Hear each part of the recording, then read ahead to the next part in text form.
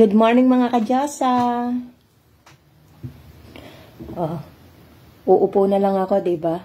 Hinanda na ng aking jowa ang aking coffee. Maaga kaming gumising. Teka muna, maghihilamos tuloy. Pati dila ko tulog pa. Nagmumumog muna ako ng sakit. Wala pang turbas-turbas to. Hindi uso sa akin ng toothbrush sa morning. Mamaya na yon. Babaho din naman pagkainom mo ng kape tapos magtututbrush ka na naman. Aksayado sa toothpaste. Kaya walang turbas-turbas.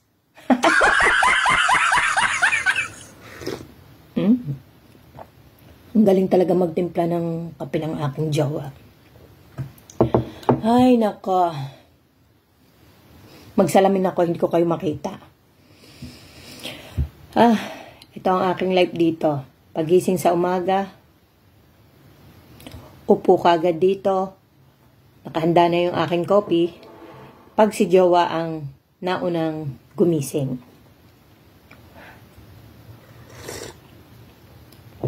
Sarap. Ay nako. Kagaya nga ng nasabi ko, maaga kaming gumising. Kasi may follow-up siya sa kanyang eye doctor. Malalaman namin kung meron talaga siyang glaucoma. Kasi sabi ng doktor, 20%. Hindi sila sure. Kaya ngayon, isasalang siya sa mga eye test. Kagaya nung ginawa sa akin. Yung akin naman, 10% pa lang, sabi ng doktor. Kailangan ko nga raw mag-follow up. Nung nag-follow up naman ako, maganda naman ang resulta. Si jowa ko naman ngayon. At syempre, sasamahan ko siya. Hindi pwedeng hindi kasama ang inyong pagkaganda-gandang Diyosa. Ako ang kanyang lucky charm. Kaya, walang lutong magaganap ngayong umaga at hindi na naman ako makakagawa ng aking earring. Earrings pala with S. Yes, tigil ang business ko pagka lumalabas kami ng aking jowa.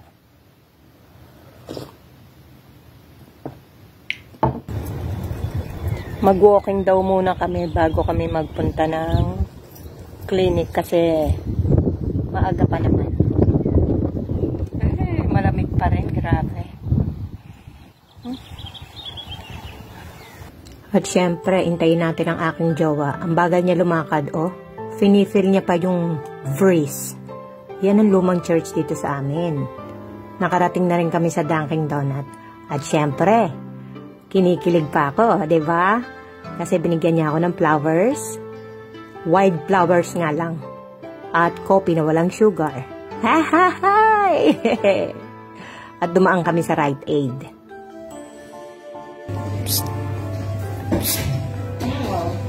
Car keys.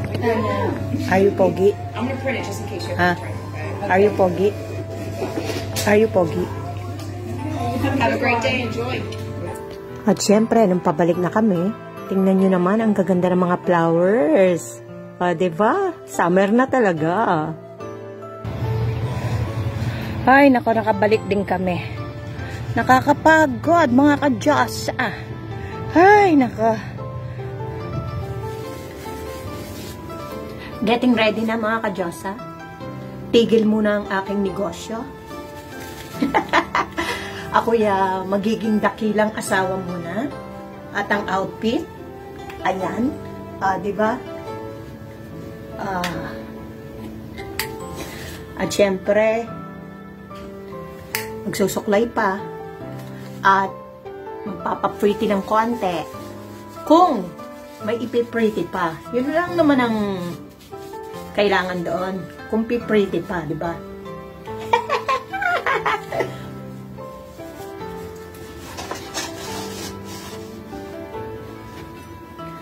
Ready na mga ka-Diyosa? Ito na ang aking final look. May nagbago ba? Walay. Nag-abus lang ako ng oras. Hindi rin naman pala mag-pretty.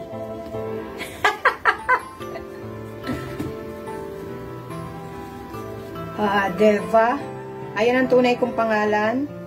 And then, eto ang aking last name. Diba, bongga?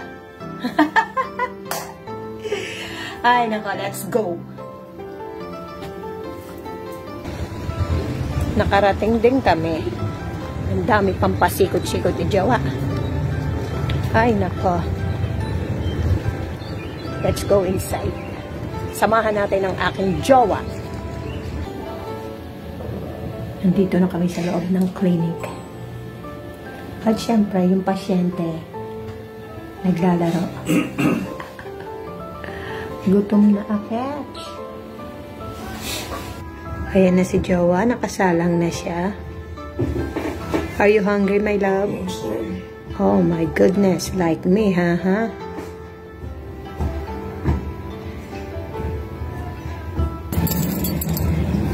Tapos na ang check-up ni Jowa.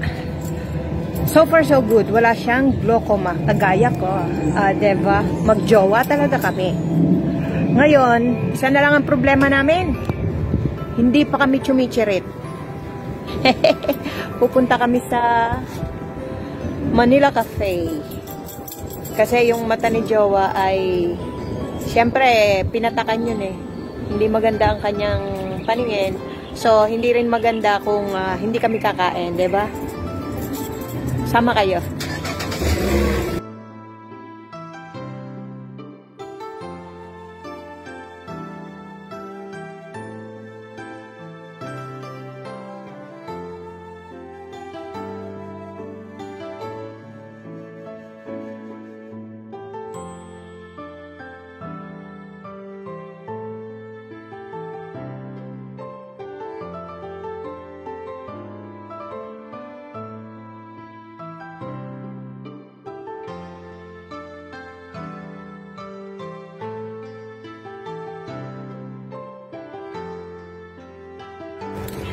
Ay, nako. Nakarating din kami. Tom Goods na akit. Alauna 40 na. Sana meron pa kaming abutan ni Jowa.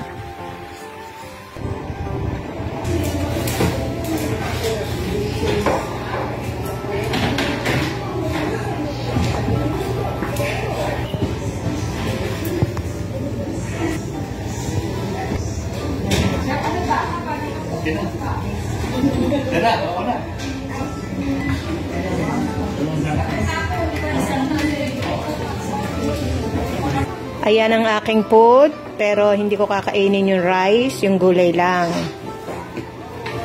Ayan ang kay Jowa, pero lalapang din ako dyan. Yeah. Ang sarap ng mundo.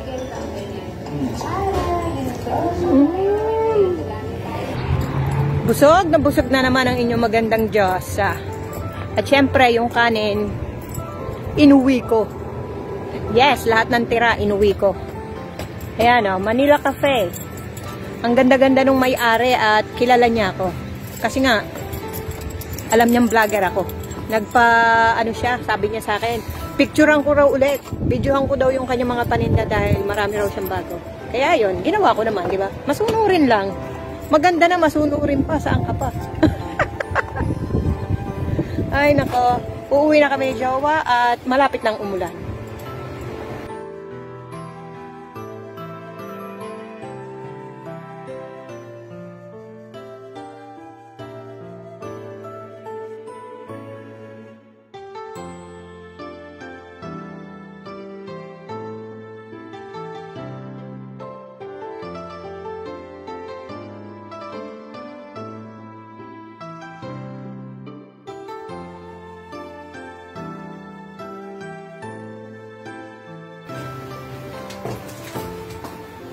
Dalawang bag na naman ang aking bitbit.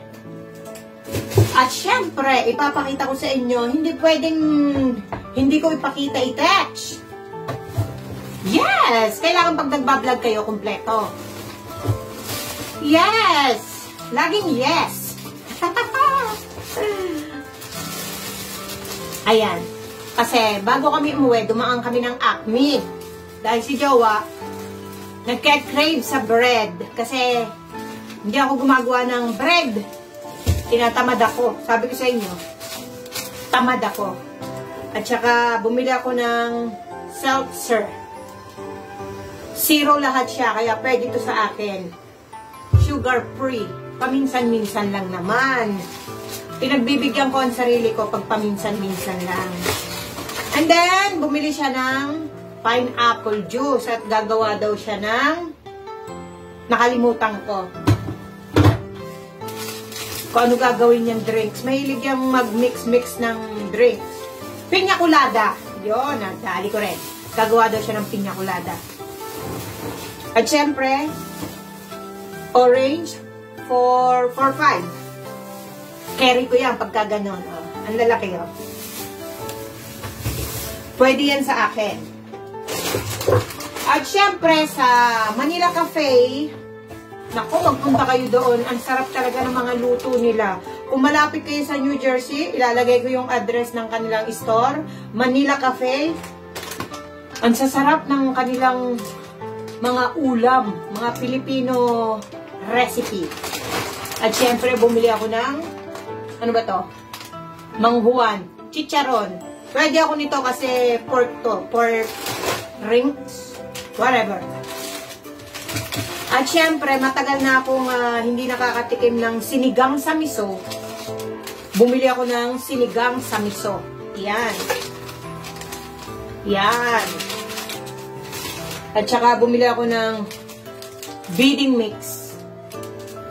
Patitikin ko kay Jowa yung ating bidding mix. At syempre, menudo apritada mix. Yan. And then, caldereta mix. Yan. O, miso pa rin. Diba? Dinamihan ko na miso. At syempre, bumili ako ng San Marino tuna.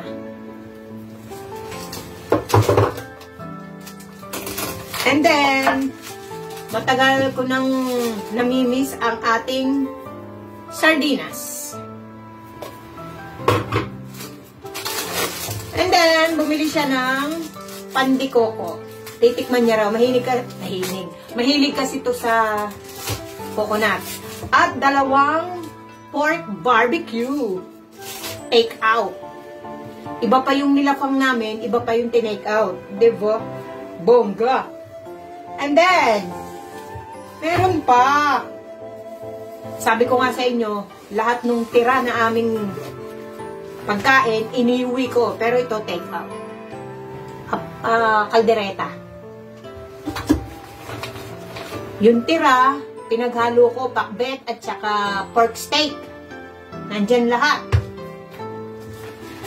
At saka yung 2 scoop ng kanin ko, nilagay ko sa plastic. O, diba? Girl Scout. Laging handa.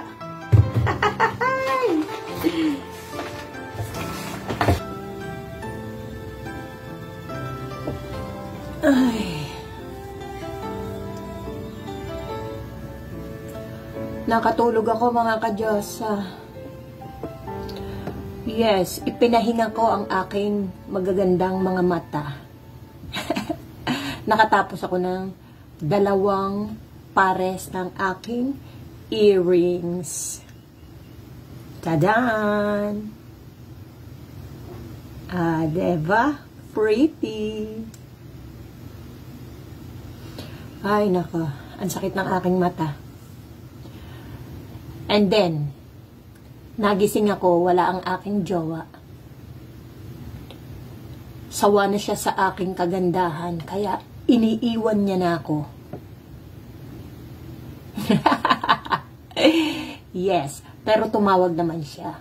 Hindi niya raw kasi ako ginising kasi ayaw niyang magkaroon ng World War III.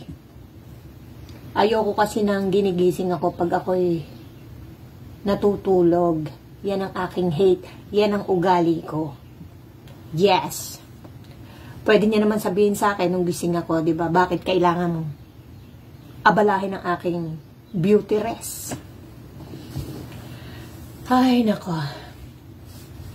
Nagpa-change oil siya. Kasi May laboy na naman kami. Kailangan yung kotse nasa kondisyon. Parang yung mga gumagamit, kailangan laging nasa kondisyon. Diba? Ay, nako. Ako'y nagugutom. Magluluto ako ng pancake. Pero keto. Friendly. Yes, kung ano yung keto friendly, i-google nyo na lang. Thanks for watching!